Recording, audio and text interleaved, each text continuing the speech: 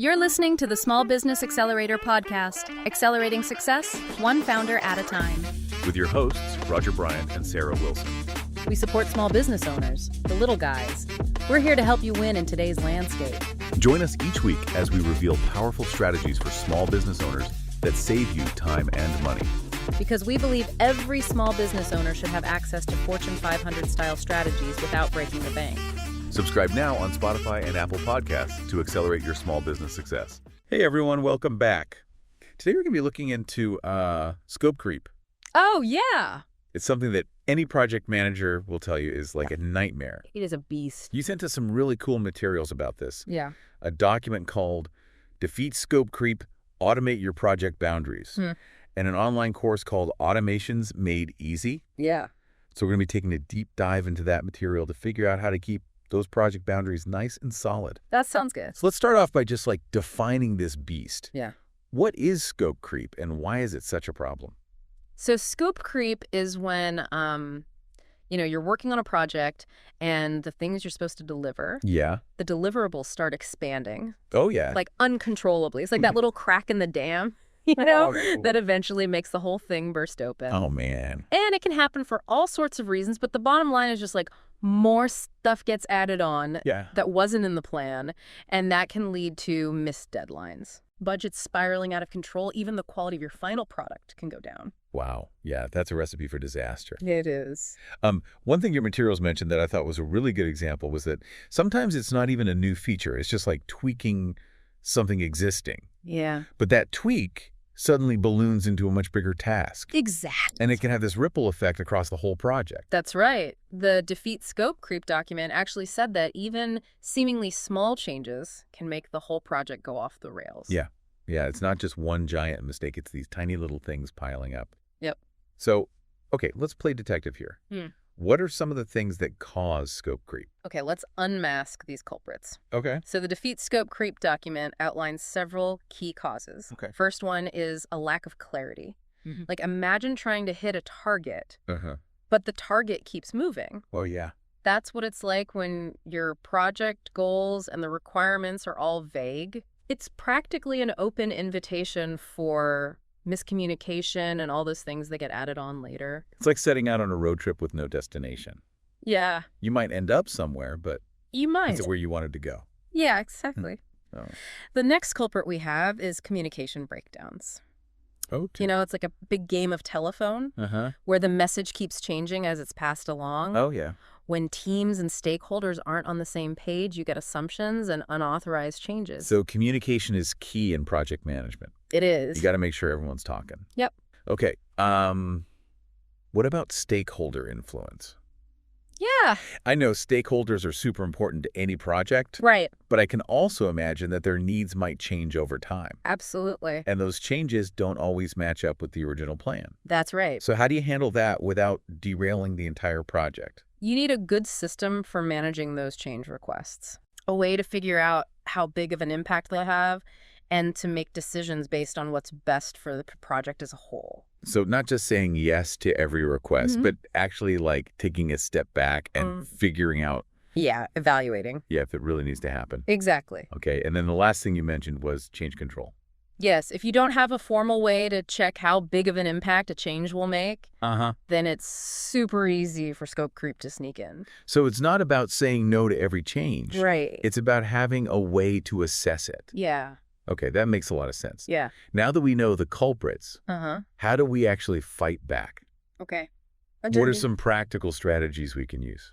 One of the best strategies is to start strong. Okay. Like a house needs a strong foundation. Yeah. A project needs a well-defined scope. Okay. Everyone needs to be clear on the goals, the deliverables, and the limitations from the very beginning. So set boundaries early. Make sure everyone's on the same page about what's in and what's out. Exactly. Okay. But even with the best planning in the world, change is going to happen. Of course. So how do you handle that? You got to learn to embrace change strategically. Okay. A formal change control process is your best friend. Okay. That lets you evaluate the requests, prioritize them, and make informed decisions. So instead of just reacting emotionally, Right. you have a system to guide you. Exactly. Okay. And communication, of course, is super important throughout the whole thing. It is. You got to keep checking in. Yep. Sending updates. and making sure everyone stays informed. Exactly. It's like preventative medicine for your project. I love that. Yeah. And then the last thing you mentioned was monitoring and adjusting, Yeah. just keeping an eye on how the project is going. Right. You mentioned some tools like Gantt charts and agile methodologies. Yeah, those can be really helpful for visually tracking your timeline and spotting any potential problems before they get too big. It's like a scope creep radar. It's constantly scanning. Yeah. Okay, so we've talked about the importance of a clear scope change, management, communication, and monitoring. Uh-huh. But you also mentioned this Automation's Made Easy course. Yeah. Could automation be the secret weapon in our battle against scope creep? It very well could be. Okay, tell me more. Automation tools can really streamline your project management and cut down on human error. Okay. And that can really help to prevent scope creep from sneaking in. So less human error, less scope creep. Potentially. I like it. Yeah. Okay, so you also sent me some really interesting case studies in that Defeat Scope Creep document. Uh-huh. Could we take a look at some real-world examples of how organizations have tackled scope creep? Absolutely. There are some great examples from all sorts of industries. Let's start with lean transformations in manufacturing. Okay, I've heard of lean manufacturing. Yeah. But could you give us like a quick explanation of how it helps with scope creep? So lean methodology is all about eliminating waste and working as efficiently as possible. The document highlights companies like Thrustmaster of Texas and Sikorsky Aircraft. Mm-hmm. Both of them used lean principles to streamline their manufacturing processes. So they're doing more with less. Exactly. They got rid of all those unnecessary steps that just cause delays and cost overruns. That makes sense. And by improving the overall flow of work, it really helped to prevent those little scoop creep gremlins from popping up. I like that analogy. Yeah. Okay, so lean sounds pretty powerful. Are there examples from other industries? Oh, yeah. The Defeat Scope Creep document has examples from healthcare and distribution, too. Okay, let's talk healthcare. You mentioned the Mayo Clinic and Massachusetts General Hospital. Uh-huh. How did they use lean in such a complex field? So the Mayo Clinic is known for being really patient-centric. Yeah. They use lean to improve all the processes around that core interaction between doctor and patient. So making sure that everything's running smoothly. Exactly. Things like patient intake scheduling, Yeah. and even the way information flows between departments. It's like making sure the whole ecosystem is working efficiently. Exactly. Okay. And what about Massachusetts General Hospital? So they used lean principles in their proton therapy treatment center. Proton therapy. Yeah. That sounds incredibly specialized. It is. It's a super precise way of treating cancer. Wow.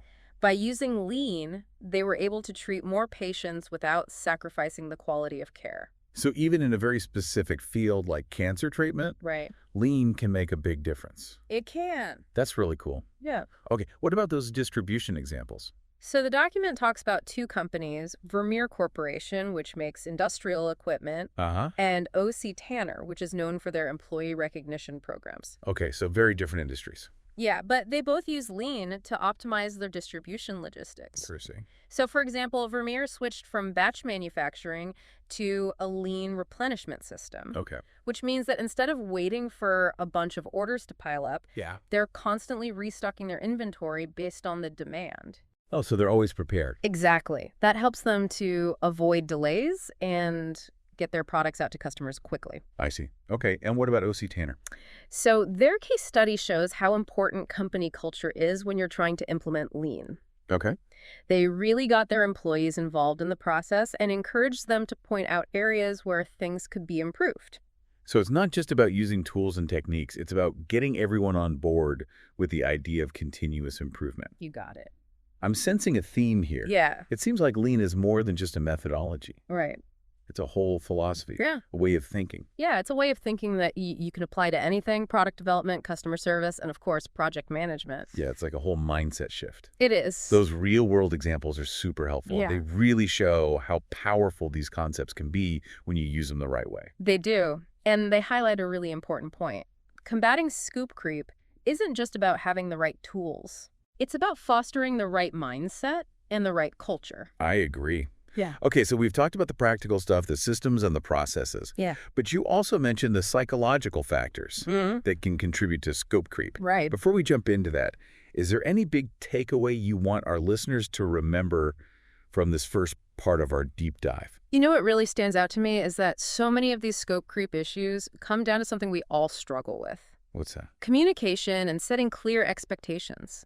When those things break down, it creates the perfect environment for those little additions and changes that can really mess up a project. So communication and clarity are key. They are. Got it. Oh, okay. Okay, so let's delve into the psychology of scope creep. What are some of those mental traps we need to watch out for? This is where it gets really interesting. I'm excited. We often think of scope creep as a purely logistical problem, Yeah. but there's definitely a human element to it. Okay, so what are some of those human behaviors that can contribute to scope creep? One of the biggest ones is something called optimism bias. Okay. It's that natural human tendency to underestimate how much time, effort, and resources we need to complete a task. Yeah? We focus on the best-case scenario and ignore the potential challenges and risks. So even experienced project managers can fall into this trap. Absolutely.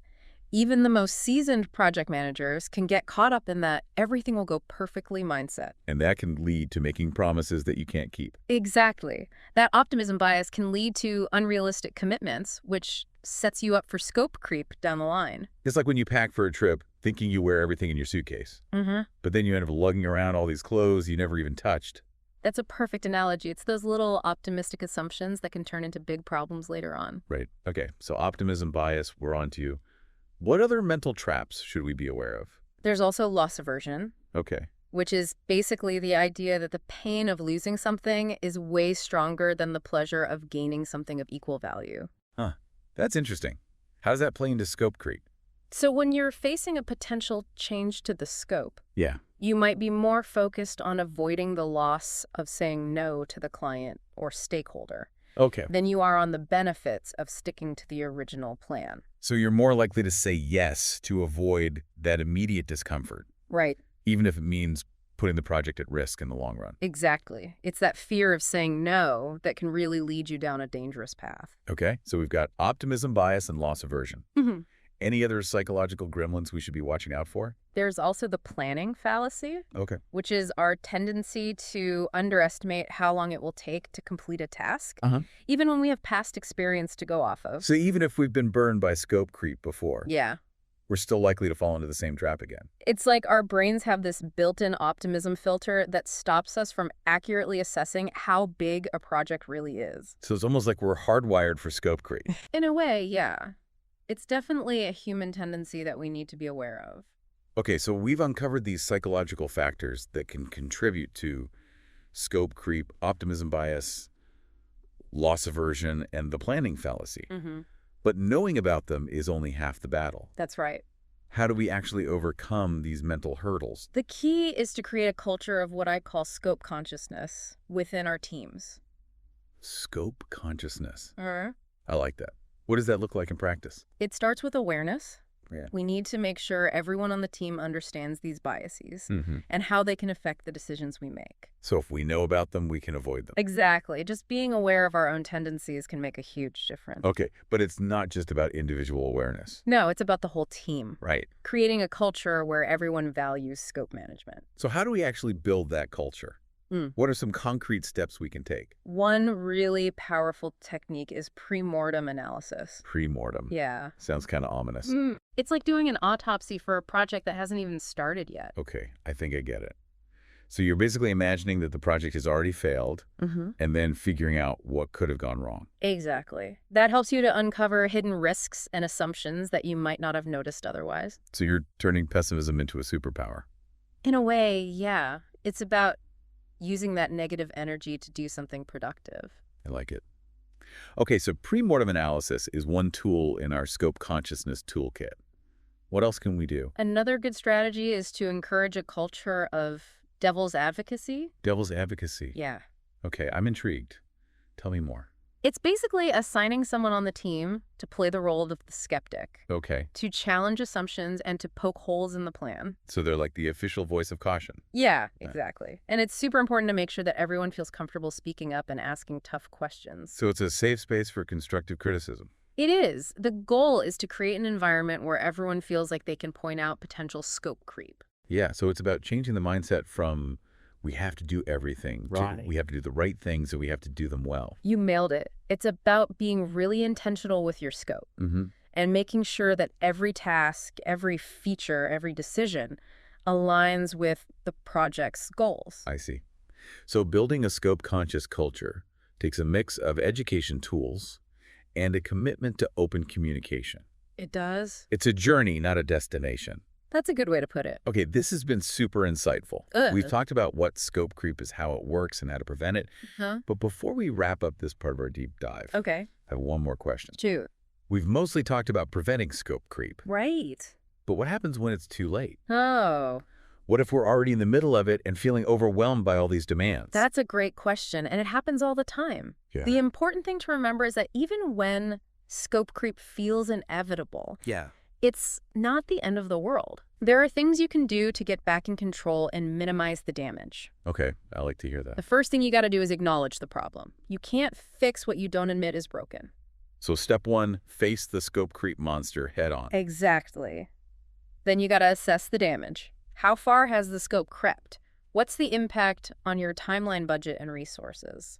So take stock of the situation. Get a clear picture of where you're at. Yeah, once you understand the problem, you can start to make a plan. This might involve renegotiating deadlines, adjusting the budget, or even scaling back the scope of the project. So being willing to have those tough conversations.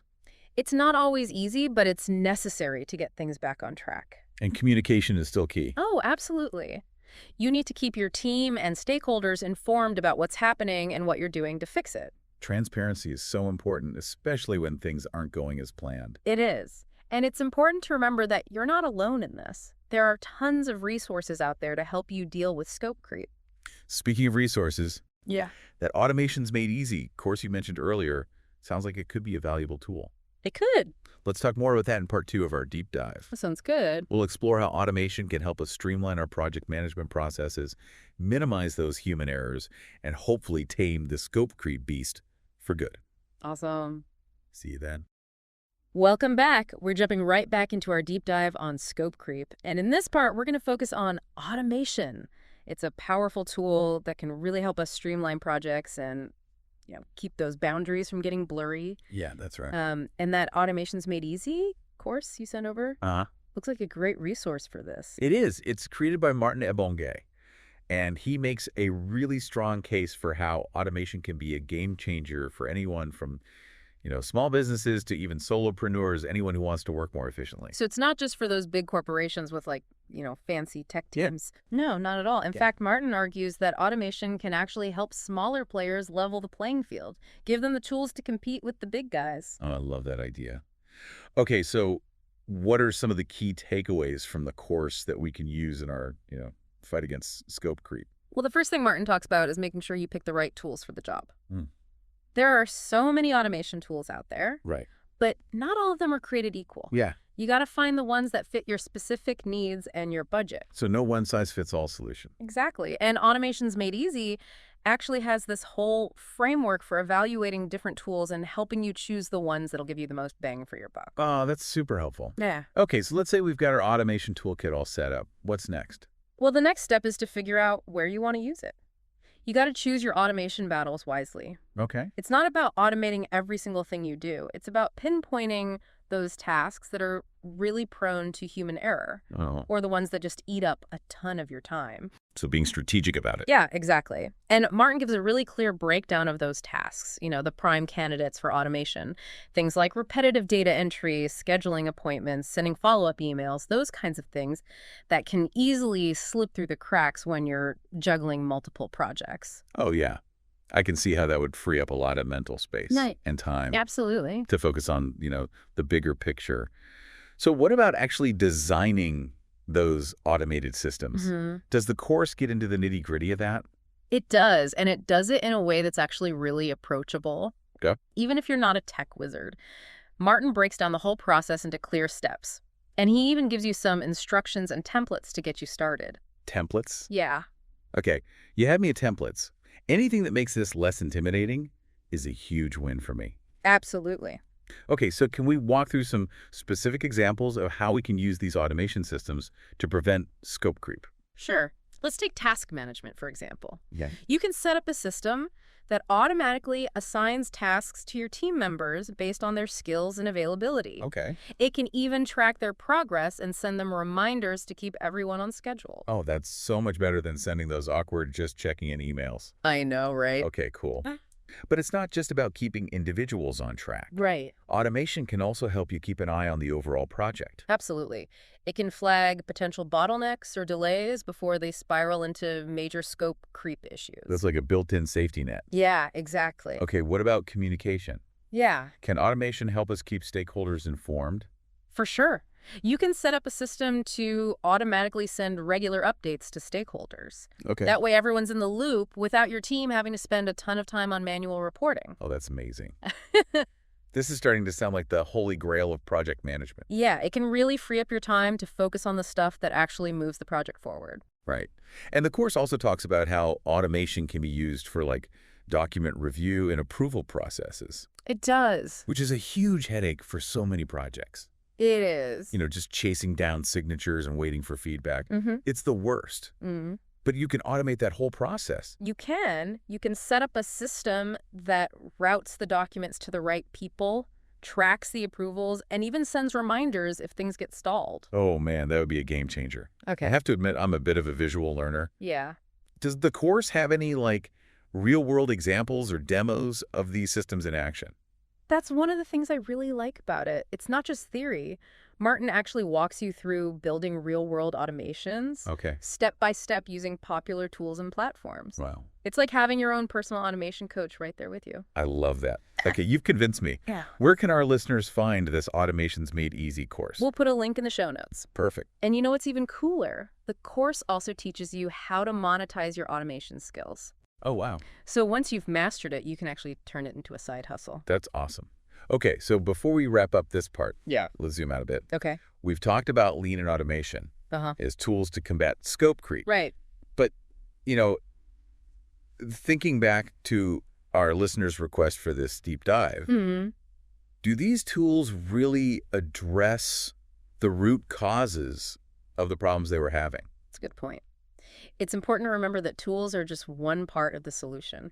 Absolutely. Lean and automation can definitely help us streamline things and manage projects more effectively. They can't. But they don't magically fix those underlying issues, Right. like poor communication or unclear expectations or, those psychological factors we talked about earlier. Exactly. To really get a handle on scope creep, you need a more holistic approach. So it's not a silver bullet? Nope. Okay, so what does that holistic approach look like? It means establishing clear communication channels. Setting realistic expectations and building a culture where everyone is on the same page about managing scope.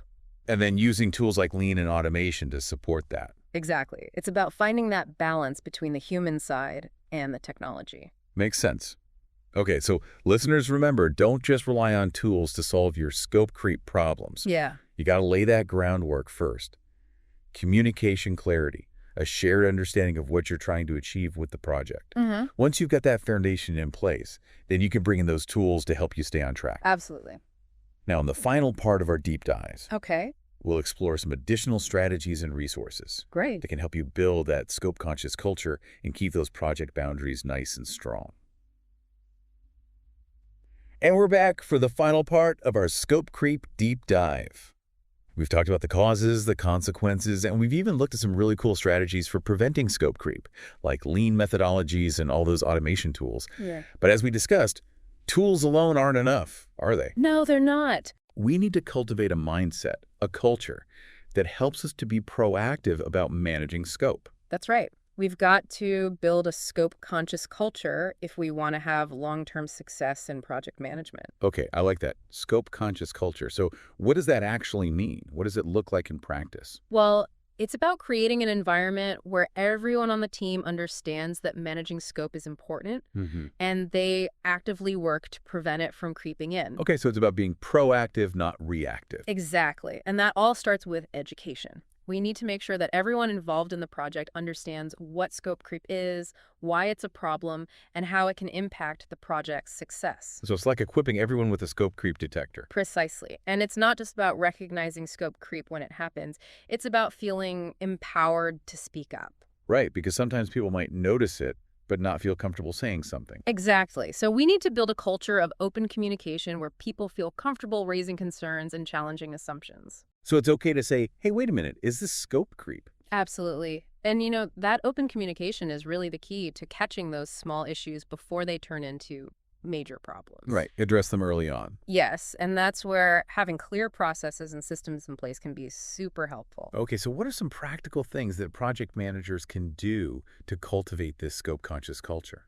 Well, one really effective strategy is to make scope management a part of your existing project management methodology. Okay. So whether you're using Agile, Waterfall, or something else, you really need to weave scope management into every stage of the process. So it's not an afterthought, it's part of the DNA of the project. Exactly. And this might involve using a tool specifically for tracking scope changes, having regular scope review meetings, or even designating someone on the team as the scope guardian, so to speak. Okay, yeah, having that designated person can really help keep everyone accountable. Right. And of course, documentation is essential. You need a clear scope statement that outlines the goals, deliverables, and limitations, and any changes to that scope should be documented and communicated to everyone. So you're creating a record, a history of how the scope evolved over time. Precisely. And that can be incredibly helpful for future projects, too. It's like you're building a knowledge base of scope management best practices. I love that idea. Capturing those lessons learned and using them to improve future projects. Exactly. And finally, don't forget to celebrate successes. When your team successfully manages scope and delivers a project on time and within budget, make sure to acknowledge and celebrate that achievement. Oh, that's so important. It reinforces the value of scope management. It does. It shows the team that their efforts to manage scope are appreciated and that it leads to positive outcomes. So to sum it all up, building a scope-conscious culture involves educating your team, fostering open communication, establishing clear processes, documenting everything carefully, and then, of course, celebrating those successes. You got it. It's about empowering everyone to be a scope champion. Well, this has been such a fantastic deep dive. We've uncovered the sneaky nature of scope creep, the havoc it can wreak on projects, and we've explored a whole toolkit of strategies to help us keep it at bay. But most importantly, we've learned that it's not just about tools and techniques. It's about building a culture of awareness, communication, and really taking ownership of that project scope. I completely agree. And it's an ongoing journey. Yes, definitely. So listeners, remember that scope creep doesn't have to be inevitable. By putting these strategies into practice, you can keep your projects on track, your budgets in check, and maybe, just maybe, keep your sanity intact along the way. And as always, there are so many resources out there to help you. Check out those online courses, connect with other project managers, and never be afraid to ask for help. Thanks for joining us for this incredible deep dive. Until next time, keep exploring, keep learning, and most importantly, keep those project boundaries rock solid. Thanks for tuning in to the Small Business Accelerator podcast. We really hope today's strategies help you grow your business without breaking the bank. Don't forget to check the show notes for links to resources we've handpicked for small business success. If you found value in today's episode, it would make our day if you subscribed to the podcast and left us a review. You can find us on Spotify, Apple Podcasts, or wherever you get your podcasts. And stay tuned for our next episode. Next time, we'll reveal yet another game-changing strategy that's revolutionizing how small businesses on a shoestring budget take on giant corporations and accelerate their success. Until then, keep accelerating your success. This is Sarah Wilson. And Roger Bryant, signing off.